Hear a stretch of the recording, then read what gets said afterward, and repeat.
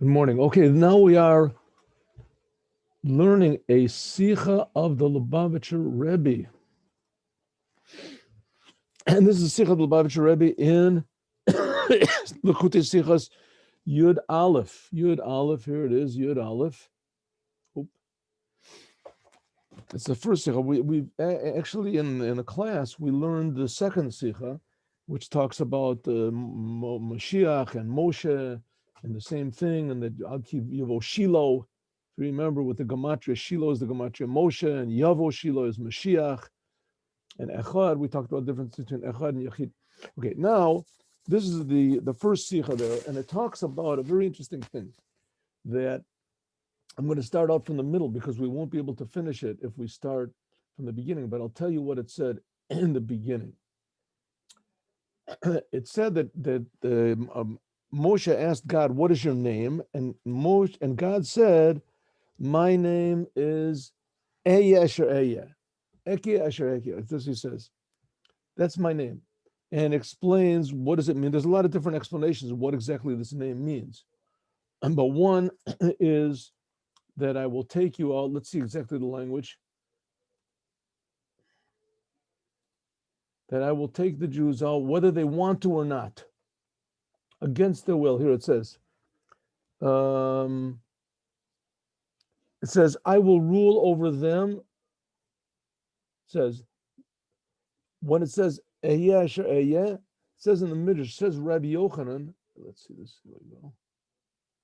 Says Rabbi Yochanan, La'asher Ehyeh, and this is for individuals, but the majority, I'll force them, even if they don't want to, I'll take them out, and if necessary, I'll even break their teeth.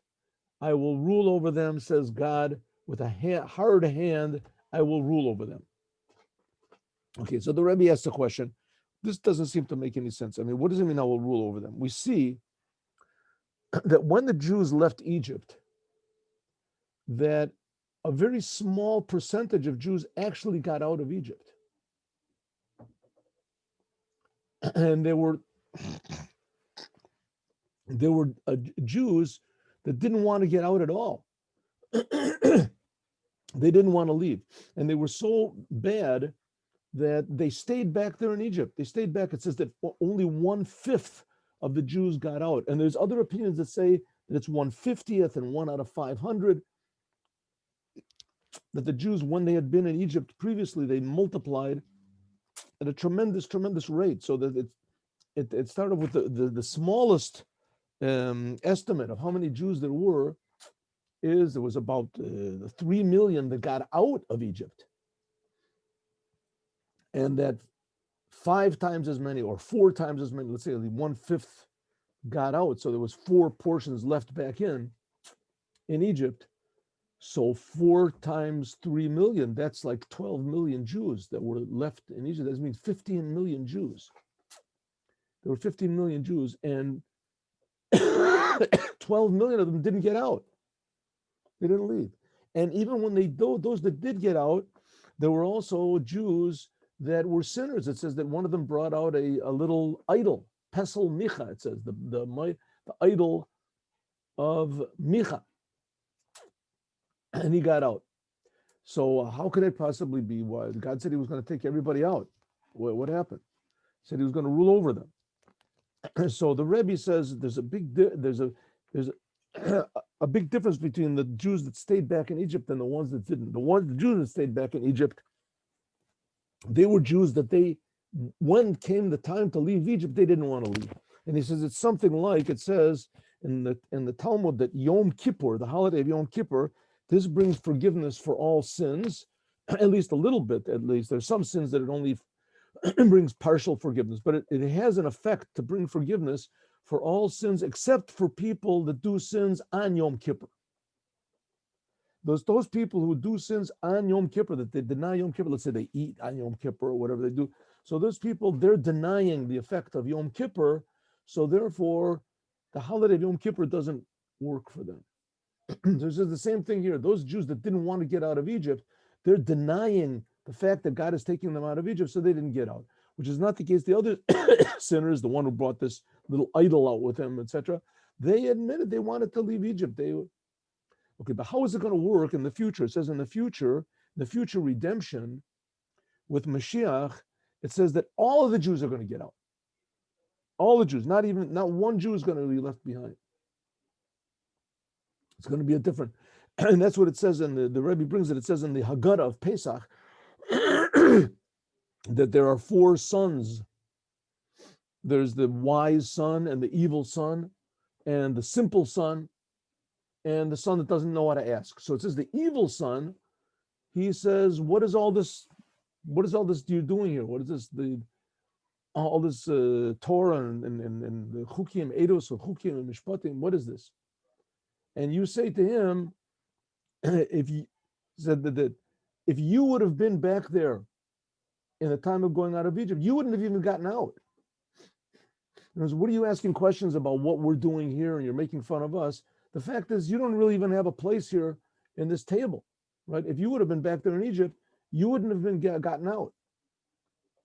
So the Rebbe said, what do you mean he hasn't got a place in the dinner table? He's part of the Haggadah. It says there was son left. So the Rebbe explains, no, what it means is you're saying, if you would have been back then, before the Torah was given, you wouldn't have gotten out. But now, after the Torah is given, you have a place here also.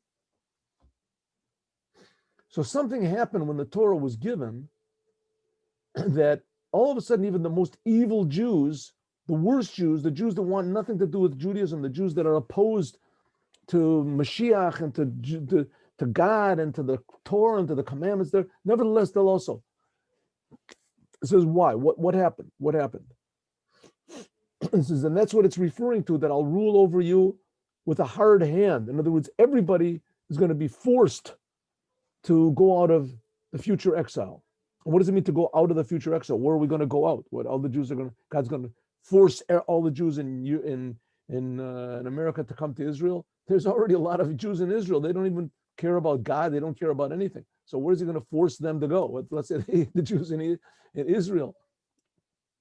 Well, how is he going to force them? I mean, the biggest percent of Jews in Israel are not religious. I mean, Hashem should help. They should be. I mean, they certainly, one of them, they do, a big percentage of them do one commandment or two or something. But still, it's not. This is not what God wants. Where is he going to force them? What's he going to do? So the future redemption is going to be something totally different, and we'll see why. Let's see.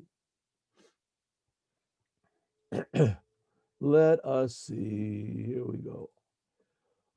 That's what we got up to.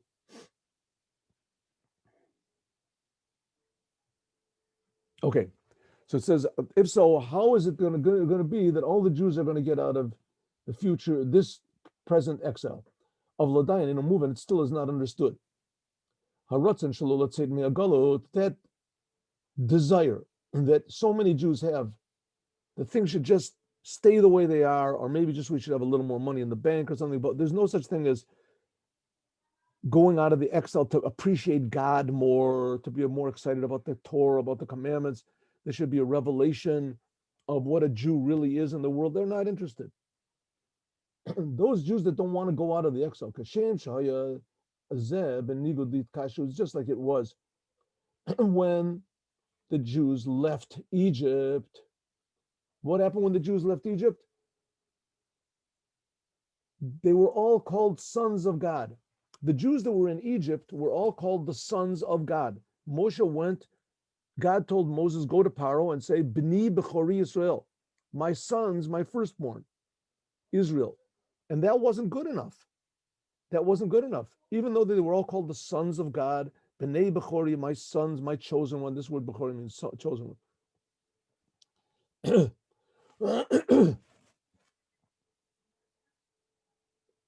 Just as it wasn't enough back then, Kamokain is also connected. It's against the unification of God, the revelation of God, which was after Matan Torah. What are we saying? When the Torah was given, then things are different, right? Like this, the bad son and the Seder, the Haggadah of Pesach said, if you would have been back then, evil son, if you would have been back then before the Torah was given, as you wouldn't have left Egypt. But now after the Torah, you'll be redeemed. Why? Why will he be redeemed? What difference will it? Before the Torah was given, the Jews were called the sons of God, and that wasn't enough. What did the giving of the Torah change that now all the Jews are going to go, even the Jews that are Rishoyim, they're against the Torah, they're against Hashem.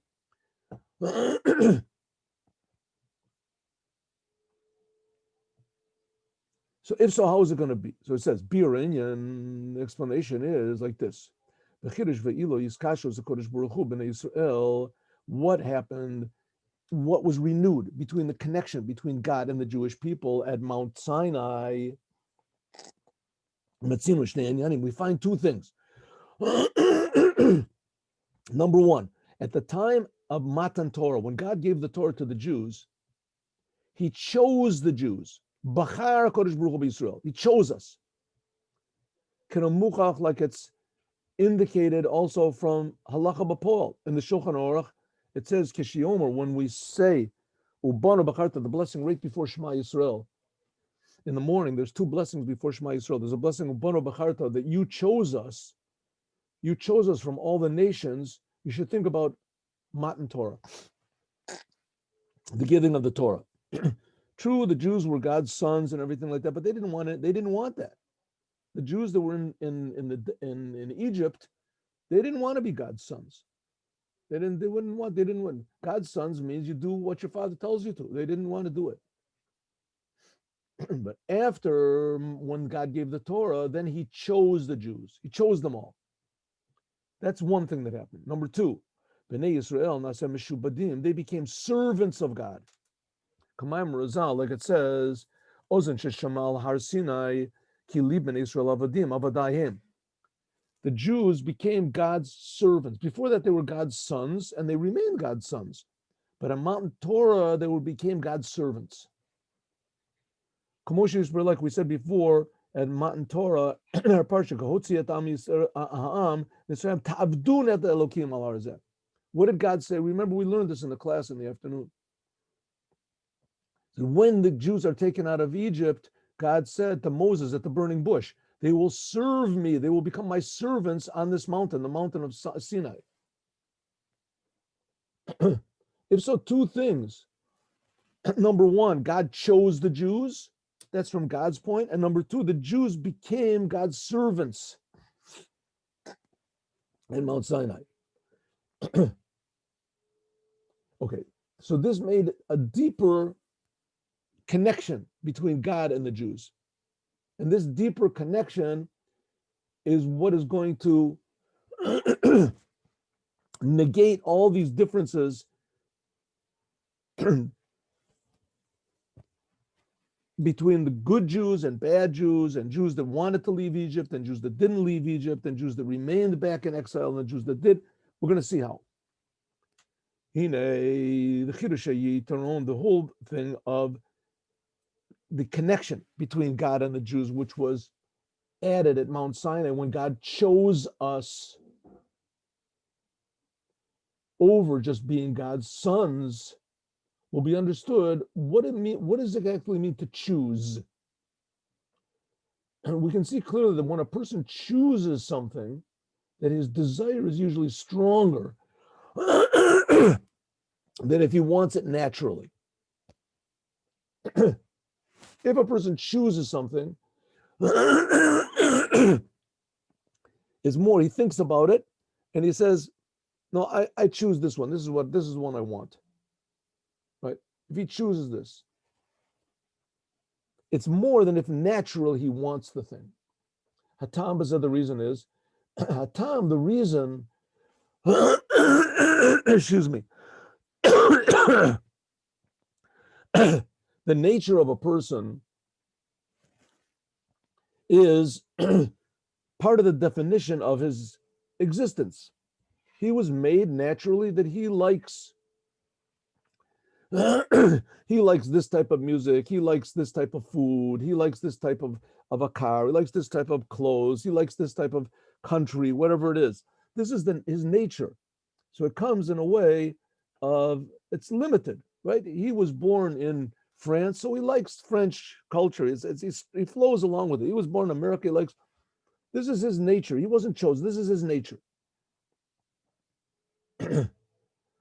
Therefore, his whole senses, etc., are determined by his nature. Therefore, when a person wants something because of his nature, so this is according to his desire for that thing is only according to how strong his nature is. But when a person chooses something, when he really chooses something, not for any reason, not necessarily for a reason, he chooses it. For instance, that person chooses, from now on, people make a resolution. I am going to be honest. When he chooses something, this comes from his essence.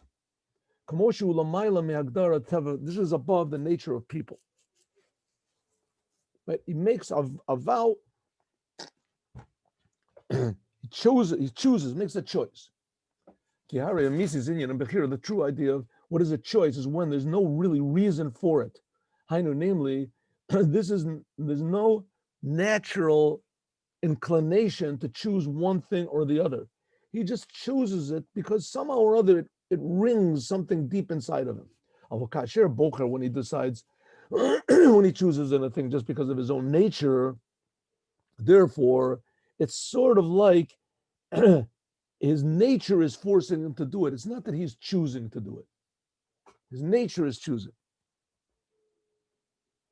Like we can say, in the end of free choice, when a person is able to choose. Also in a thing which is the opposite of his nature,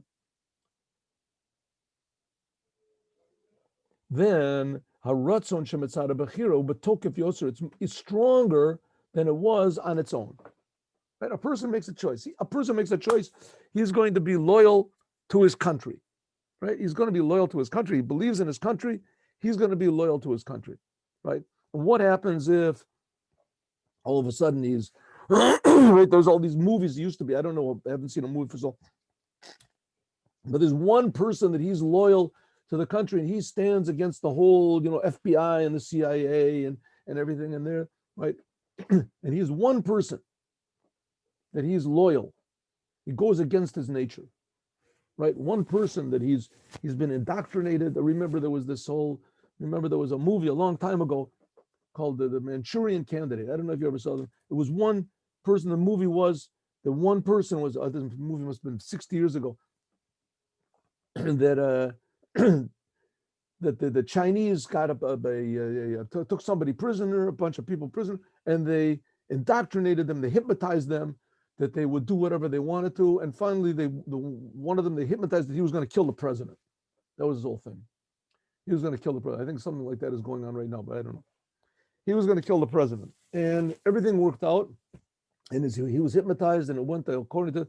And all of a sudden, at the last moment, when he had this high-power rifle, he was somewhere as his inner choice. He made an inner choice that he was going to be a patriot. He was going to be a patriot, and he did not shoot the president. He shot the other guy, whatever it was. And there's something deep inside of us that can make us choose. Right? A person chooses to be honest. He chooses to be faithful. He chooses to be, right?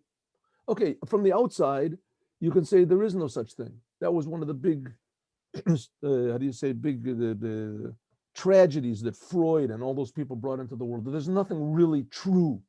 Everything is according to nature. Right? A person only chooses because of himself, what's going to be best for him. He wants pleasure. He runs for pain. Okay, but the fact is that's a lie. He brought a terrible lie into the world. All of psychology, I'm not so big into psychiatry now, but all those people that went in even vaguely in that school, and it could be the same thing right now, it could be, that man is selfish. That's what man is. Man is selfish. There's nothing outside of nature. We just have to figure out how to, the highest goal nowadays is success, right? What are you willing to do to win friends and influence people? Act like you like them, pretend like you this. But the Rebbe is saying here's something different, that there's such a thing which is called choice. Choice comes from the essence of the soul. Choice is something, if you want to call it conscience, whatever. Choice comes from the essence of the soul. A person, when he chooses something, comes from his essence, and it's not according to his nature, he'll go against his nature. It could be that he'll go against the whole world. It could be that he's willing to give us his life for this. And we're not talking about religion where a person is worried, you're going to die one day. Am I going to go to heaven or not? That's just another form of nature and egotism. It's just our spiritual nature.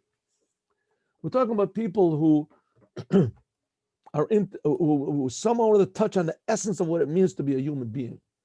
And that is the power to choose. It says when a person really chooses something from his essence, he chooses to be honest, he chooses to be kind, he chooses, then this is stronger than all nature. This overcomes all nature. And it could be that he's even going to lose everything he's got because of this choice that he's got.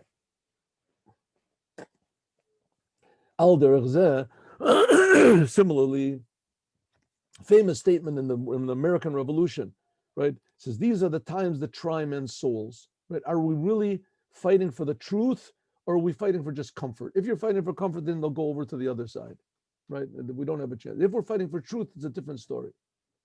Alder says, similarly, it is also above.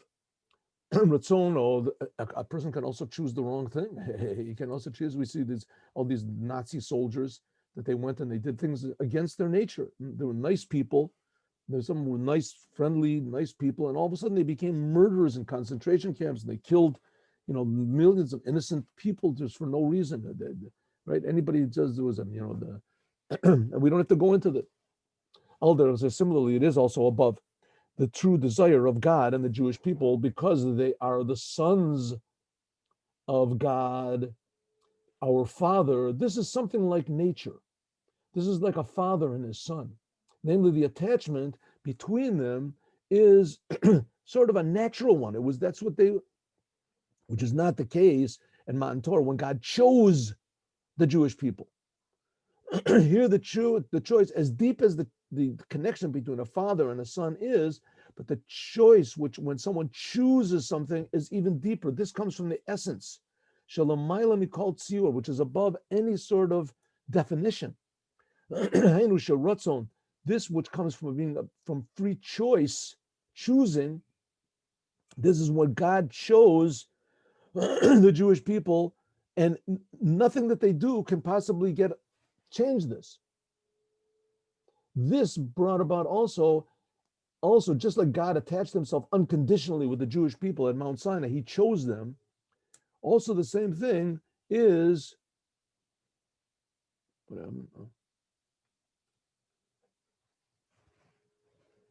the Jewish people with God after Matan Torah. After Matan Torah, the Jewish connection with God was not just according to their nature because they were sons of God, but because of their essence. This is what was in Mount Sinai, that we became servants. The Jewish people became servants of God. And there was to do what God wants, even if he doesn't act like our Father, no matter what happens.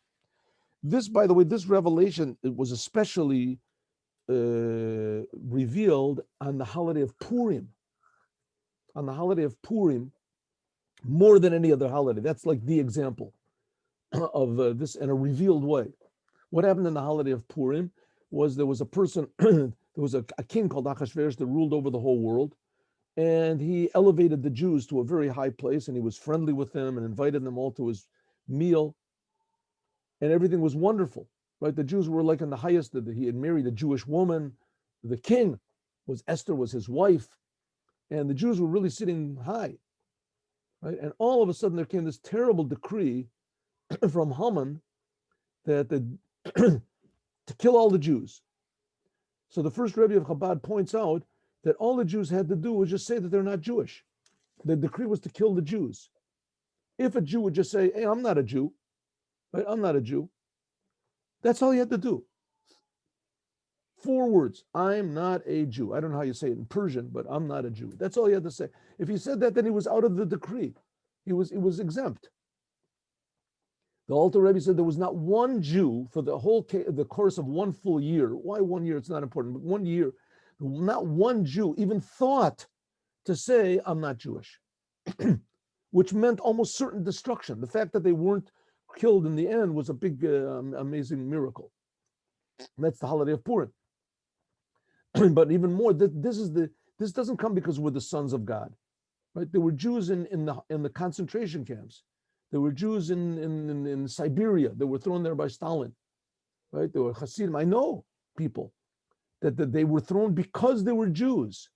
And nevertheless, they had no doubts about God, and they had all they thought about is how can I do a commandment? I mean, they had a lot of doubts, there's no doubt about it, but the essence connection with God, is not was not disturbed. It could be that their whole minds were scrambled and everything like that, but this is explained, this connection between the Jews and God at Mount Sinai, that God chose us and we became his servants unconditionally. God chose us and unconditionally we are his servants. This was renewed at Mount Sinai. This is explained in Taf Reish Samach Vav. It's a very thick book of Maimorim from the fifth Rebbe of Chabad. When it says the difference between a son and a servant, because it says a son, the way of he serves God, this is according to his nature.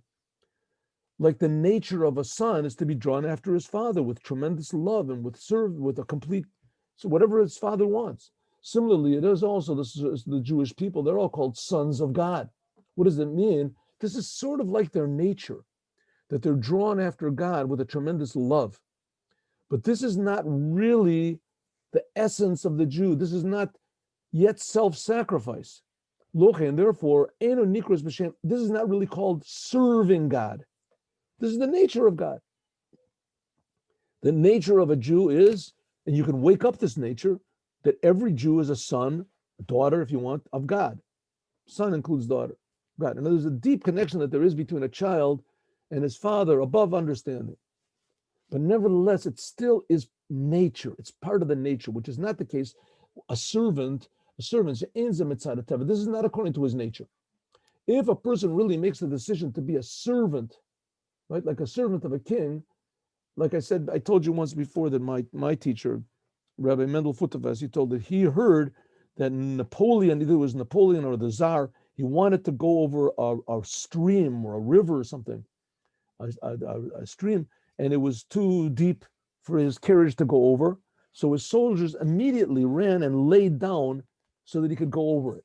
Right? Is it true? Is it not true? I don't know if the story is true, but that's the point of the story. Right? Did it actually happen? It could have happened. I'm certain that there were soldiers that did things that were even more certain than death. They laid down in the river so that the carriage could go over. In other words, he didn't think about himself at all. Unconditional servant. He's only thinking about the master. This is not the nature, exactly the opposite. This is exactly the opposite of his nature. A son, right, that he gives his life for his father, so he's not going to be a son anymore. So that's already going out of the level of being a son. That's like the level of being a servant. Ella shehu mitzad atzmo or b'koach atzmo hikasher. He gives himself to serve God. Ad shehu mevatel, that he's negated this whole essence, and he is nothing whatsoever. But all of his essence is only the master. That's a true servant. According to this, now we can understand the difference between the redemption of the Jews from Egypt and the redemption of the Jews from the future, in the future, which has to happen right now. Shalo niglu ba ela shalo ratzu l'tseid mitzrayim. The only people that got out of Egypt were the people who wanted to, because they rejected this revelation of their attachment to Avinu b'Shamayim, their Father in heaven, and my son, my firstborn in Israel, my Jewish people. Those people that stayed back in Israel, in Egypt, they said, listen, God is our Father, but we don't care. We don't care. It's good, God is our Father, but we have to think about ourselves. We're not leaving Egypt, especially when you think that Egypt was decimated. It was decimated. Why should we leave? Why go into a desert? Let's stay here. We'll be the bosses. Shapal, Yetziam, Mitzrayim, this connection of God to the Jews that took them out of Egypt was like a father to a son. And these people rejected that. Ben Haga'ulo, and that's the difference in the future redemption. In the future redemption, Jabo Yigal, all of the Jewish people will be taken out, even those people that don't want to go out of exile. Even though that this is opposite of the whole thing of what I am God at Mount Sinai. God said, Anach Yashem Elokecha, I that took you out of Egypt. This is commandment, this first commandment is the source of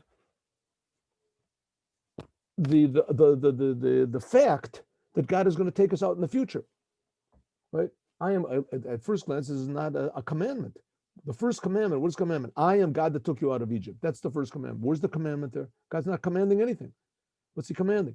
He says, first of all, Anochi is telling God, is saying that that's my existence. That's who I am. I am God. You have to believe in me. And I took you out of Egypt. You have to believe in that. But even more, it says, I am the same God that's creating the world. That's the fourth commandment. I am the God that takes you out of Egypt. I'm going to take you out again. I'm going to take you out again. This is the source of the future redemption. So if a Jew denies this, like we see so many Jews today, that they don't, how are they going to go out in the future redemption? They're going to all of a sudden want to do Torah and want to do mitzvahs. They're going to want to come to Israel, to the Holy Temple. Why? Heyos vizkashu zu, the Jewish people to God, is because they are sons of God. So therefore, that's their nature. Therefore, it was possible for a son to oppose this attachment, this natural attachment of him to God, right? My father says to do something. I don't want to do it. I have my free will, right? I don't want to do what my father says. My father says to leave Egypt. I don't want to go do it. Because it comes from the Mikivan Shabam mi'atzmutosh of the person shalomayla mi'agdara teva shalo. I'm sorry.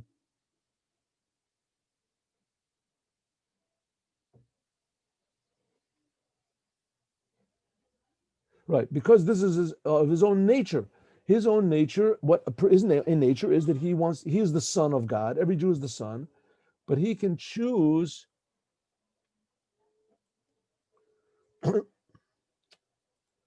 But he can choose the power of free choice to deny this connection. I don't want to be the son of God. And therefore, umihai taima, for this reason, lo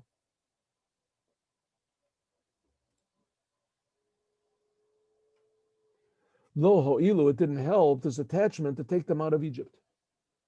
Going out of Egypt was only for people who wanted to be the sons of God, who wanted to reveal this connection.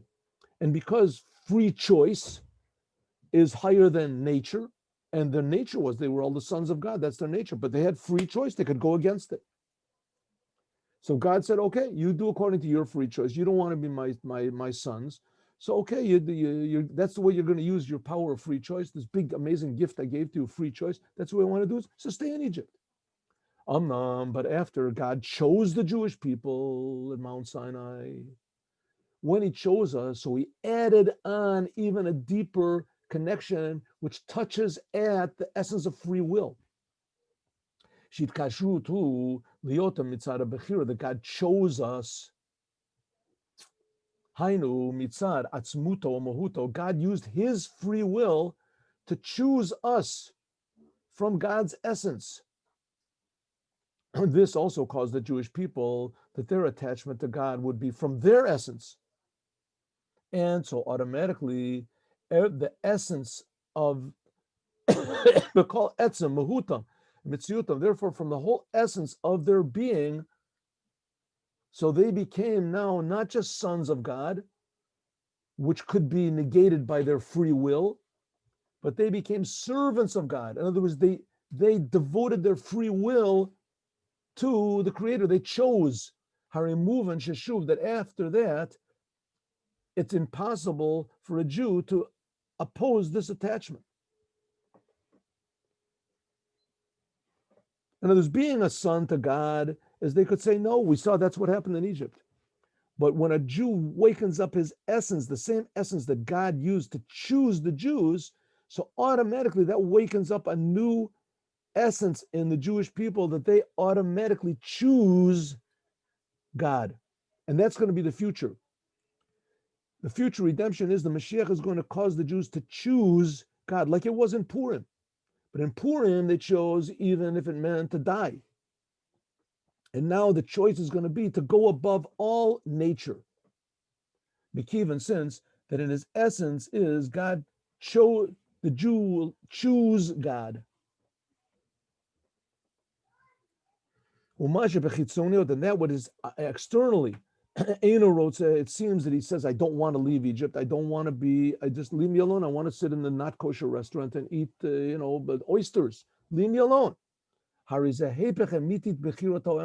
Suddenly the Jew is going to say, one second, I really want to sit and eat oysters. My nature is that I like oysters. And my past is that I like oysters. And my pleasure is that I like oysters. But my essence is that I'm a Jew. I'm a servant of God.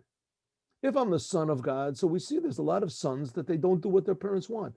But as soon as they choose of their own free will, and they choose of their own free will, then their whole essence of their own free will, the reason they chose is because that's their essence. It's above any logic.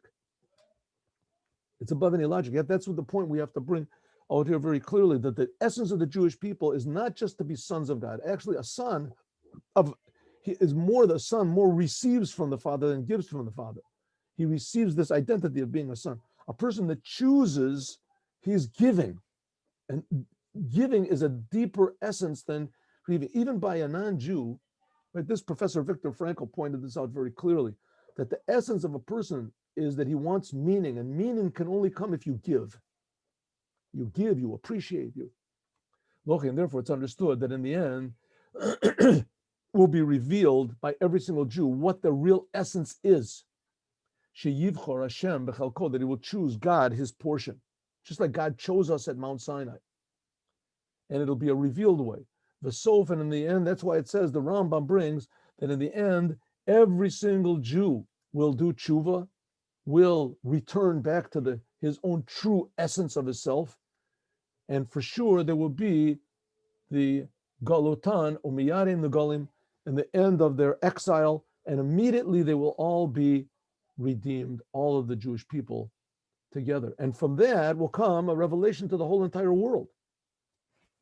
From that will come the whole entire world, because the same God that's creating the Jews and that chose the Jews, he's the same God that's creating the non-Jews. And he wants them to be here. But it'll be in every single detail of the world. And the more people, the better. That's why it's such a terrible, now there's this whole movement now in the world. Too many people in the world, too many people. We got to get rid of the people. There won't be enough food. That's maybe the essence of evil. Because what it's saying is that God doesn't really care about the world. God doesn't care. If God doesn't care, so, basically you can do whatever you want to. That's not much different than what Hitler convinced everybody to do. And Stalin. There's no God. He doesn't care in any case. Right? So let's just do what we're God. We'll do what we want. The essence of a person is, though, every human being is that he knows, feels inside that there is a creator and that there is a purpose in the world and that there is meaning.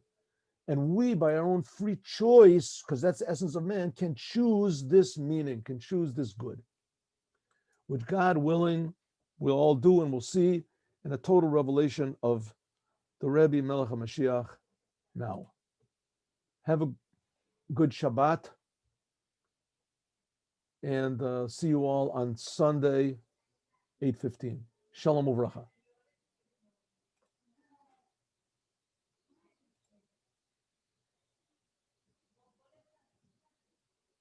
Oh, by the way, you can speak to